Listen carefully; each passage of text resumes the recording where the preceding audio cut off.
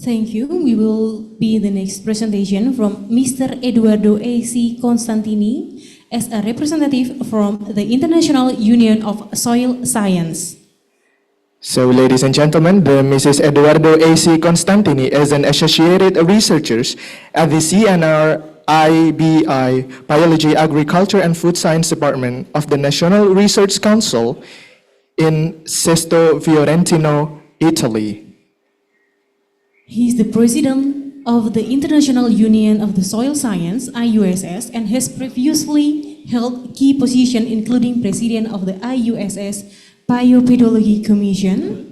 He is also the secretary of the Union of the European Society for Soil Conservation, the president of FEE Commission on Genesis, Classification and Cartography of Soils, the member of the scientific committees of the Italian Society of Soil Science, and he also include into the Italian Society of Pedology. So, ladies and gentlemen, he also is a director at the Council of Agricultural Research and Economic, CRIA, in Florence and Modena. And also he has the H index of 38 and an I-10 index of Scopus. He also has 268 cited in scientific papers, book chapters, accumulating 4,270 citations on Google Scholar profile. So without any further, ladies and gentlemen, we will have the online presentation from Mr. Eduardo A.C. Constantini as a representative from the International Union of Soil Science. Mr. Eduardo A.C. Constantini, the time is yours. Dear colleagues of the Indonesian Soil Science Societies and participants at the second International Conference of Science TANA. It is really a great pleasure and honor to be with you today, although remotely, and convey the greetings of the International Union of Soil Sciences. The speech that I'm going to give you today, it is about the IUSS offer of soil science networking and international collaboration. You will see how many possibilities are given by joining the IUSS. As you probably know, this year is the centennial of the IUSS. That means that the IUSS was established in 1924. In that year, the name was International Society of Soil Science, and the establishment occurred during the 4th International Conference of Pedology in Rome on May 19, 1924, in the International Agricultural Institute housed in Villa Lubin. One of the main aims of the IUSS has always been the organization of the World Congress of Soil Sciences, starting from the first one after the establishment, which was held in United States, Washington, D.C., in 1927. We have organized already 22 congresses. The last one was in Glasgow, Scotland, in 2022, and the next one is going to be in Nanjing, in China, in 2026. This year, in autumn, we are going to have the Inter-Congress meeting, always in Nanjing, and you are all invited to participate to the Inter-Congress of Nanjing. You can find all the reference in the web and also through our IUSS website. Beside the World Congress of Soil Sciences, it is worthy to mention the first Congress, or the Congress of Rome, where the IUSS was established, and the Centennial Congress, which was held in Italy this May 2024 in Florence. The participation to the centennial was very large, involving about 1,500 colleagues from all over the world, from the different continents, and belonging to almost all member countries. The success was also in terms of sessions and in terms of collaboration, which were prosecuted or initiated by the participant in the occasion of the centennial. Different projects were also shown, and also some other institutions, like for instance the Global Soil Partnership or the FAO, held the meeting. During the first 100 years of life, the IUSS developed a lot. The main steps were the following. In 1924, a Secretary General was elected and the President from the hosting country of the next World Congress of Soil Sciences. In 1998, new status and name were declared at the 16th Congress in Montpellier, France, decoupling the position of the President from the organization of the World Congress of Soil Science. Now, the IUSS has an elected President who serves for 6 years, 2 years as President-elect, 2 years as President, and 2 years as past President, and the Vice President for the World Congress of Soil Sciences. The IUSS continued to have a Secretary General and a Deputy Secretary General until 2014. From 2015 to 2022, the IUSS had a permanent secretariat based in Vienna, but since 2023, the secretariat is based in Rome. The scientific duties have been taken over by the presidential committees, where the administrative duties are handled by the Secretariat. In 1924, there were 6 commissions: soil physics, soil chemistry, soil biology, nomenclature and classification of soils, soil cartography, and plant physiology related to pedology. It is important to remind that the IUSS is a non-governmental organization and non-profit officially registered in the USA. It is a free and autonomous organization, financed primarily by member contribution, so without any bias, neither from states nor from industries. The IUSS provides a collaborative space for people belonging to the IUSS. It promotes and acknowledges excellence, stimulates communication and dissemination, and the definition of policies, fosters international cooperation, and delivers small financial support to specific initiatives and projects. The IUSS is based on 2 pillars. It is a union of national societies or academies, the full members, and it is an organization of soil scientists, the individual members. The IUSS has the largest mobilizing capacity through its full and individual members. Actually, the IUSS has about 18 national soil science societies or academia as full members, and an estimated number of individual members through the national soil science societies of 50,000.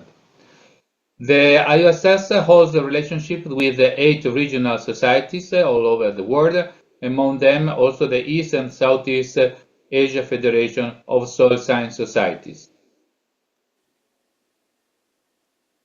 The governance of the IUSS is made by the Council, where all the full members are represented, the Executive and President's Committees, and the Secretariat.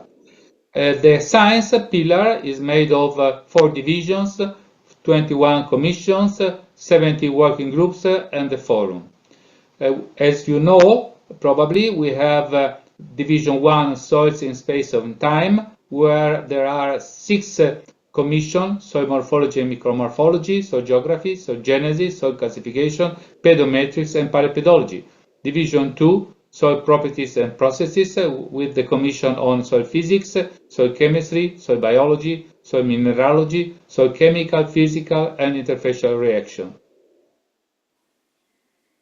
Then we have Division 3, soil use and management, with 7 commissions on soil evaluation and land use planning, soil and water conservation, soil fertility and plant nutrition, soil engineer and technology, soil degradation control, remediation and reclamation, salt affected soils, soil for urban, industrial, traffic, mining, and military areas, treatment, which is the youngest commission. And finally, Division 4, the role of soils in sustaining society and environment, with 5 commissions: soils and environment, soil, food security and human health, soil and land use change, soil education and public awareness, history, philosophy, and sociology of soil science. Last but not least, we have the working groups, which are structured more dynamic than commission. And in Division 1, we have a working group on cryosol, digital soil mapping, digital soil morphometrics, global soil map, proximal soil sensing, soil information standards, soil monitoring, universal soil classification, and world reference base. And then within Division 2, we have the working groups on hydropedology and the International Soil Modeling Consortium, while in Division 3, we have the working groups on acid sulfate soils, forest soils, and paddy soils. And in Division 4, we have 2 working groups, one on cultural patterns of soil understanding, and the youngest working group related to young and early career scientists. This means that everyone who has a specific interest can either join an existing working group or create a new working group together with other colleagues who are interested in a specific topic which is not yet covered by the different structure. Of course, besides joining a working group, someone can also join a commission and a division. And it is not mandatory to be part of a working group. Someone can be only interested in a commission or even in a division. And we are going to facilitate the internal communication through implementing our website with specific tools related to the specific interest of everybody in terms of scientific organization. This big organization provides for several outputs. Traditionally, the most important one are the World Congress of Soil Sciences every 4 years, plus the Inter-Congress. And then we have a special congress like that of the Centennial in Forest with about 1,500 participants in person. Every year we have about 40 scientific events organized by the division, commission, and working groups, and over 2,000 events organized for the World Soil Day on the 5th of December in collaboration with the FAO. Then we have 2 bulletins and 12 newsletters called alerts with 3,126 email contacts which received the bulletin and the alerts. And then we publish 1-2 books on average, also open source. Then we have awards and prizes. We have prizes delivered by the IUSS for basic and applied research, the Dokuchayev Award and the Von Liebig Award, and then the Jeju Award for young and mid-career soil scientists, the IUSS Distinguished Service Medal for world soil leaders who have translated soil science into action, and then the recently approved M. Maria Antoine Teuber Award for Early Career Soil Scientists who made exemplary research and dissemination. Other two prizes are coming for communication and innovation. Finally, we have other 11 awards and prizes given by division, commissions, working groups, acknowledging excellence within the specific field of interest. Then we have the election of honorary members every 4 years, and the promotion of individual members by other scientific organizations, such as the International Science Council. Last but not least, we have the stimulus fund for activities and projects and the IUSS website and social, with, for instance, Facebook with more than 15,000 followers. As I told you, the IUSS publishes some books, and many of them are open source. That means that they can be downloaded for free from our website.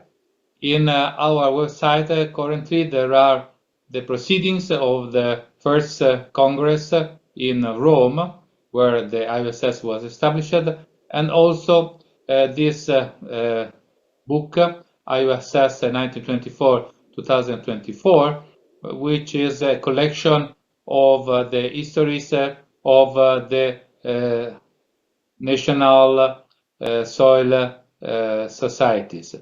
And all the societies are put there, but some of them didn't give their contribution.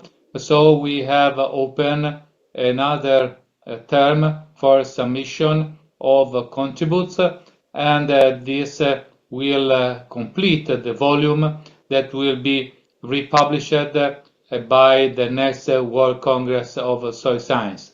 So I invite you, especially the Indonesia Soil Science Society, to provide their contribution. You have to write to the IUSS Secretariat. And then there is the book of the proceedings for 2024, which is in construction, and you will find it also on the website soon. Another great possibility for collaboration is given by the stimulus funds of the IUSS. These are a small amount of money, usually around $2,000 to $2,500, given to people from the IUSS who submit some proposal. They must be related to the IUSS, of course, and possibly to some division, commission, working groups, and supported by the National Soil Science Society. Just to have a look of the different subjects, I have shown here some example from the Cuban Soil Museum, Soil Voices in United Kingdom, Suelofono from Mexico, and the 4th International Conference of Young Scientists in Poland, and the online resource to promote the concept and practice of digital soil mineralogy Scotland, and then the micro soil workshop in France, the 6th International Soil Classification Congress in Mexico. Other examples for the year 2022 are the following: the soil judging competition in Glasgow, the 4th Conference of Ecology of Microorganisms in Prague, the 3rd Conference of Global Soil Biodiversity in Ireland, the 3-day workshop in India, the soil mapping for sustainable future in Orléans, France, and the 15th International Conference of the East and Southeast Asia Federation of Soil Science Societies in Malaysia. In the year 2023, we have financed a training workshop in FACO Division Cameroon, and the first Latin American Soil Judging Contest, and the 3rd Young Meeting Soil Science Researchers in Western Patagonia, the British Society of Soil Science Society Activity Boxes, and the 12th conference of the IUSS work groups on soils of urban, industrial, traffic, mining, and military areas. And in 2024, we have already given our green light for the 3-day workshop in India, and the call for stimulus fund is still open, and you can apply if you like. A great possibility for international collaborations is given by the collaboration which are active between the IUSS and different other organizations. First of all, with International Science Council, we are part of the GeoUnions and of the Standing Committee for Disaster Risk Reduction and of the Standing Committee for Gender Equality in Science. But we appoint people from the IUSS to the ISC when there are specific requests related to expertise related to soil science. Then we have a partnership with the Global Soil Partnership of FAO. I already mentioned the World Soil Day. And then with UNESCO, I will talk about it later, because there are very interesting developments.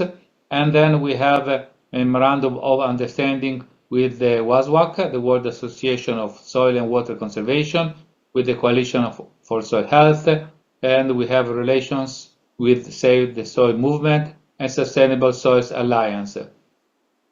And to enhance all this collaboration, I invite you to give a name to the Secretariat as a representative for international affairs.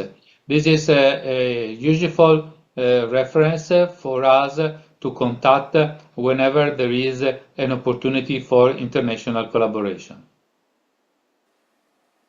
Among the international collaboration, something which is relevant to be mentioned here is the cooperation with UNESCO for the protection of the soil, cultural and natural heritage. We have already made some meetings together, and we have been invited to a big event in Morocco this year to report about our activities in that direction. Actually, in the World Heritage Sites of UNESCO, we have some site which holds information about soil. For instance, the terroirs of Burgundy in France, where soil characteristics are acknowledged to be functional for the production of high-quality wine. But the only example where soil is mentioned by itself as a World Heritage Site is in the tentative list, the typical Chernozem of the Baltic Steppe in the Republic of Moldova. This site is located in Moldova, in Southeast Europe, between Romania and Ukraine, and this kind of black earth or Chernozem has been recognized since antiquity and revealed to science by the father of soil science, Vasily Dokuchaev, in his seminal work in Russian Chernozem, 1879. This kind of soil was featured in the World's Exposition in Chicago in 1893 and the Great Paris exhibitions in 1889 and 1900. Starting from the centennial celebration, the IUSS established a World Soil of the Year, and the first World Soil of the Year was just the Chernozem, and one of the reasons was just because it was enlisted in the World Heritage Site of the UNESCO.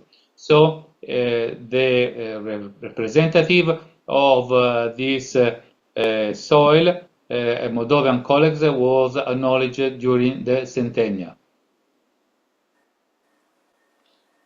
The Chernozem of the Baltic Steppe belongs to a kind of soil which is rather common in the most productive area of the world as for agricultural production. And they have very favorable characteristics like a thick humus horizon, high content of humus, good aggregate structure, high biological activity, high sorption capacity, silty loamy texture supporting the high water holding capacity, and calcium carbonate and neutral pH. So they are very favorable to support very productive crops like sunflower, corn, soybean, and wheat. In many cases, Chernozem suffer from degradation that influences all the crucial properties and services. The most serious threats are water and weed erosion, mineralization of humus, salinization, compaction, and sealing. So this pressure resource is under threat and must be protected. Therefore, the Chernozem or the Baltic steppe has been object of study for more than 50 years in the Selekcia Research Institute of Field Crops of Moldova, where different long-term field experiments have been carried on related to crop rotation, continuous monocultures, system of fertilization, tillage, and irrigation, with polyfactorial interaction between crop rotations and different systems of tillage and fertilization without chemical control of weeds, pests, and diseases.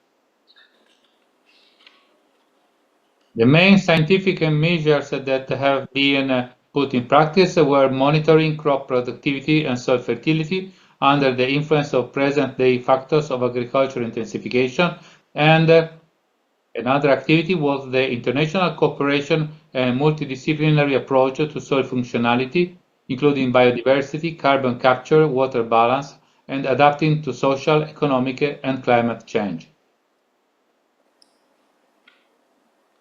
Besides scientific measures, also educational measures were put in practice, because although rich in organic matter, Chernozem still have a high potential for carbon sequestration supported by conservation agriculture. And so the colleagues organized field days for farmers to promote ecological principles of sustainable agriculture, teaching and research at high school, master and PhD levels, and promoting good agricultural practices through consultancy, broadcast, and publication. Another main asset of the project was the implementation of cultural measures. So not only agricultural measures, scientific, but also cultural measures. Through national and regional festivals dedicated to the soils as our common good, and the celebration of the Day of Soils as adopted by FAO and the IUSS, and together with the Ministry of Culture and Ministry of Agriculture, various national events will be organized in 2024 to increase the public awareness of soil health. Another UNESCO program where we can adopt a similar strategy is the International Geoscience and Geoparks program, where we have already 195 geoparks in 48 countries. The problem here is that only rarely soils are recognized as part of the geoparks, and this is a pity because these are sites and landscape of international geological significance managed for protection, education, and sustainable development. So soil management and soil profile displays can play an important role within the geoparks. Another UNESCO initiative where we are trying to collaborate is the Biosphere Reserves. The World Network of Biosphere Reserves covers all major representative natural and semi-natural ecosystems. It spans over a surface of more than 7 million square kilometers in 134 countries, which is almost the size of Australia. They are under the sovereign jurisdiction of the states where they are located. So there is the need to implement a collaboration in between us, the soil scientists, and the national authorities within the Biosphere Reserve. But UNESCO can support us in this activity. Indeed, biosphere reserves are very suitable for this kind of collaboration because they are meant to be learning places for sustainable development within ecosystem-specific networks. And this ecosystem with theme-specific networks provide valuable insights into sustainable development models and climate change mitigation and adaptation possibilities. They include networks and research, capacity building and educational collaboration on drylands, mangroves, marine, coastal and island areas, mountains, savannas, tropical forests, and wetlands. I do believe that in every of this environment, soil play a major role and should be valorized. It is unacceptable that within biosphere reserves, but also geoparks, we can see unsustainable soil management which destroys our natural and cultural heritage, in particular soil heritage. The UNESCO acknowledges several soil degradation forms like erosion, water or wind and desertification, compaction, inappropriate zoning and development, sealing and poor use of urban soils, improper disposal of waste, overuse of fertilizer, soil pollution, but they do not acknowledge loss of cultural and natural heritage. But actually, in many cases, through deep earthwork, land leveling, reshaping of slopes, and upsetting of the natural layering of soil, the soil natural cultural heritage is completely destroyed. And this form of degradation should be adequately acknowledged by UNESCO. So, in conclusion, we must say that the outstanding soil sites should be included in inventories of natural and cultural heritage at the global scale. UNESCO can play a role in collaborating with us for this aim.